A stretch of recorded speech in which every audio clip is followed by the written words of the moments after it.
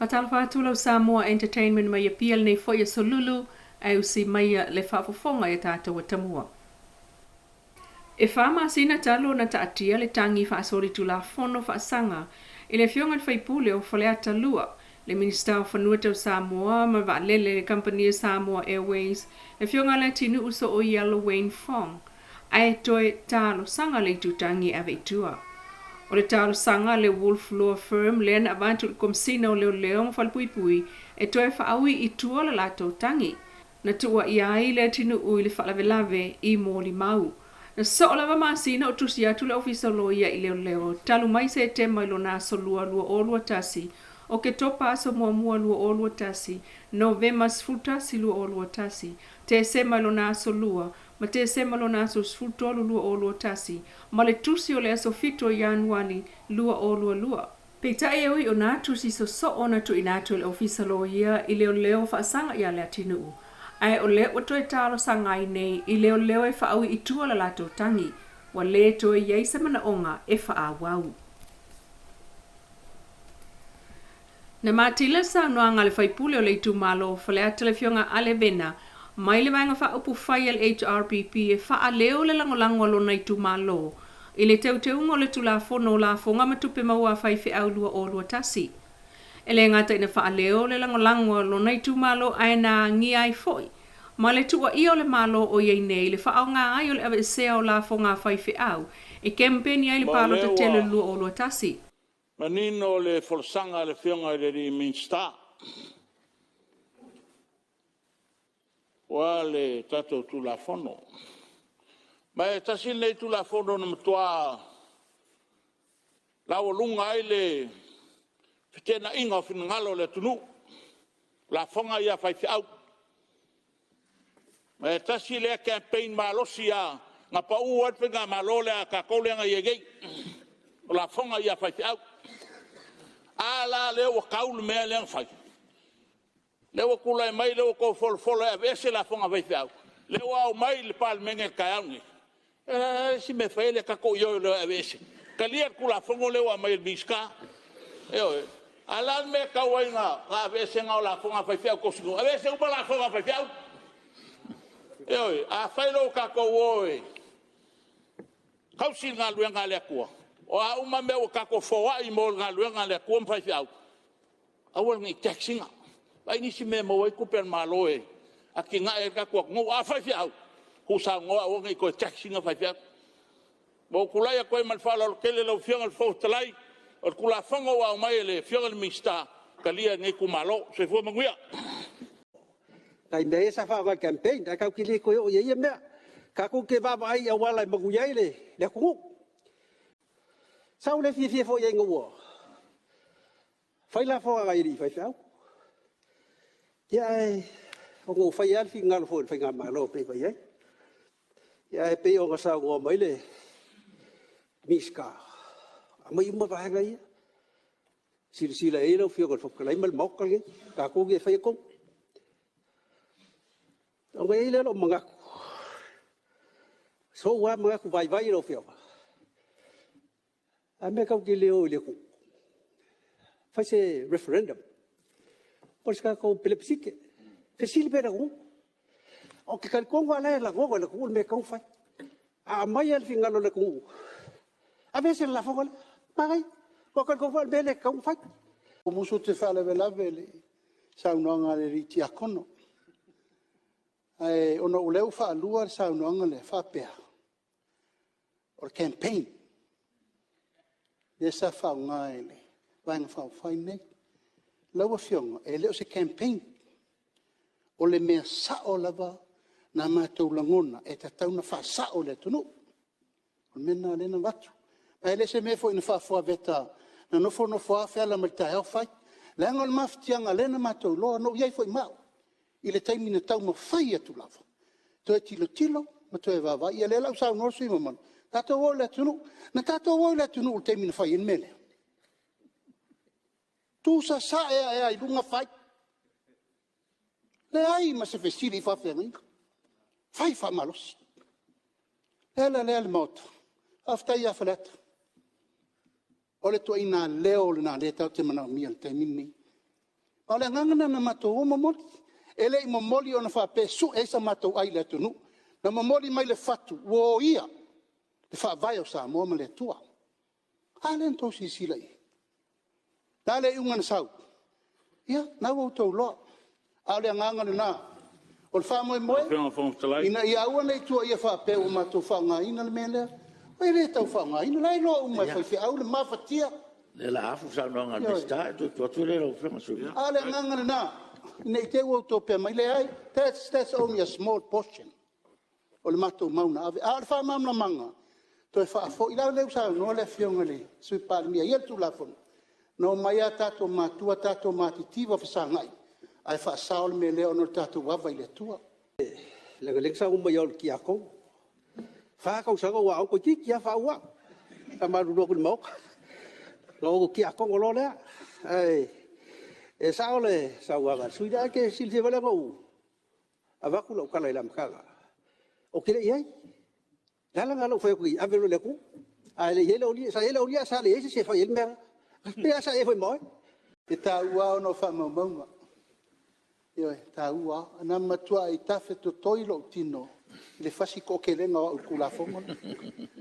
Tu la ia tu lava tau pui pui ma. Ia u le ia sa oe. I'm sorry te le ia. Ai mari li ta tu pasia I tu la fono sui palmia. Tala no I mene o whenga renga pai a le tua e unga tā tangata. Ona ia. O le au na pai a le tua. Sui va ai o le tua. Anga o le sui sa matua te ea tu la fono le nei. Alala mai o oluma. Ai na pasia loi tonu maota nei. Alu ali a falolo. O tu la fono le palimene le nei. O po lenga la sui vai maunga la fionga fangtalai. Ina wa pasia le maota le nei tu la fono. Ai te ena se kalesia tasia tulou wala fenga renga pa te ena le lango ina. Le ala le tali le ana ai Samoa. Le ala tali. O moria ma tuina tuli fam sinonga. Le ta ua le upulea. To tasi te to tasi. A tato wone ila o fionga le fong fitala ia uidi. Ili me momua. Ele na le whakasane te tulou le kalesia. Anga ia isi e kalesia nga toso whatata mele. O le mele sa no ia le sui e ala whapea na te le tulafono. Na ave le tulafono na tau. O la le tali na me le tulafono. Ma lo le kalesia. O le tali le na. O le ato toa o le tapenanga o le tulafono. Le utau mwhai atu nei. Malama tele le sui nei tulafono tu mau. Le ala foi na le taua se kalesia. E le taua se ingoa. Sa taun tula I me sui le. Alo whenga whangtalai. Pe le man manunga na lo sui. Pe ana o fai atu o le stanga te matua te ea. Tuai fai ia le sui le nei. Ono lau whenga lenga pa ia le atu. Aina pasia loa. Ena u fai atu. O le anganga la sui le tau watu mombua le o whenga whangtalai. O tu la fono e tau na pasia nei mota nei. O le a nga submit ma le o pay. Upuna esen mana ia. Submit and obey. E lango ina e sui le nei.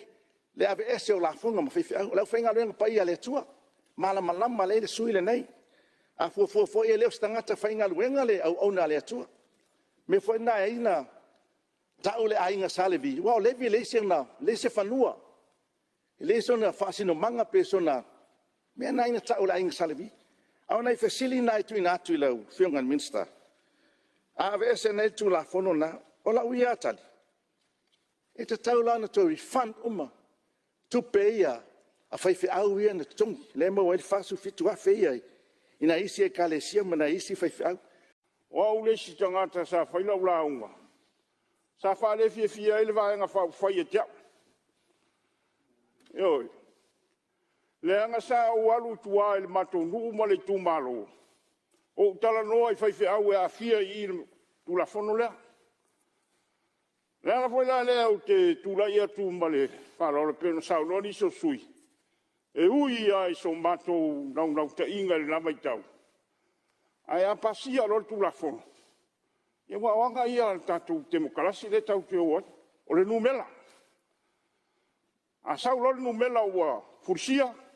E ui ana iai ma le au te la iai. A ua fursia. Tatu ua whaina. Mai ta wina le so o lava o saunua ngā whaipule mai le itua ngai le HRPP e la tau te langolanga umalava i le ave sea leo la fonga whaifi au. E pasi ai lava il palemene lo na whaita unga whaalua tu la fono teo la fonga whaifi au lua o lua tasi. Ma watuina atuai nei lumol komits wha palemene mo le la tau ngā ruenga masani. Ma toe whaao o ane ai i luma o le palemene le aso fono e so ai i le masina fōwa mati. Ua sili ai le vai aso talo na tusi atu le lo ia le vanga wha upu whai le wha Smiro Lui i le komesina o leo ma whalpuipui e toe whaui i tua le tangi sa whaila whaasanga i ala wofo fono toe pi ala wofo. O le tangi a wa o salu malo alo fipo. Le ana tua ia ai la wofo i lona whaala vela vea o mōli mau to mata nora le ota i taimi o whaamsinonga al palo ta tele. Na watu whata si ai ma kopi o whaamtalanga al mōli mau ma le tusi a le itu tangi. Ma ua iai fo le mana onga o le na tangi ia tausi le file mu ma le nofo le lei le tunuu ma whaamuta fōlinga ma vai talu mai le palo ta tele. Wa luai le tele o taimi o le la tausanga ma ua tau sanga ina ai le ofisa o leo mwhalpuipui e whaalea o ngā whaamuta nisi ngā ruenga whaawau ua whaia i lea mata upu. Ai o se li poti le nei o tūlanga o iai ia pāsese le na a fiel siamol COVID. E pe on sauno iai le fiongal pāle mia fia me na o mimta afa i le sa wharai le taluai. Ua tatalai tua se lau tolus furuiva ua tātou au whai ngā ruenga na mua au i le taunu mai o le balele. O loo manuia umalato i le mai ai o le whawhitu o na whai a lato suenga mai ele iaria e le siama i se tasi o lato. O le tolus furu tasi o i lato ua afia i le siama. O lea ua whaamautu mai e toa wha ua manuia. Ma o le toa tele ua whaasolo ina vai le siama. E o mai le so o lo madolosi lato kumanei ma whaawau bea ona le ai ni aunga e alia e mai. E le ito iai nisi ua whaapopo o le numera o i lato ua hafia. E o mai le taiminei e le o iai se whailonga ua pepesi itua le whaamai i le atunu. O le tūlanga i le una ia o atatou tui o lea ua iwa 15% o le au whainga o tangata e tatau na whai tui ua mai a tui mua o le AstraZeneca. Ai balus 15% ua mai o lato tui e lua. E mo mia o na tātou au sia pasene mo mia mo le puipuinga lau tele o le atunu o tui o le whanau mai le 12 i le 15 tausanga le matutua. Ua iwa 10% ua mai a le tui mua o le Pfizer ai fitu 13% ua mai o lato tui e lua. O loo whaatali nei a tātou tui mo le whanawiti mai le 5 tausanga le matutua mai New Zealand. Ma ua tāpena le tātou mtanga luenga o le soifua maloloina ma le komiti e whaatino le tuina mo whanawiti le atau mai tui i le atunu. Lau Samoa Entertainment TV mai a pia sfa poponga i le aso atai au i le alofa o le atua a manuel nei fu iaso.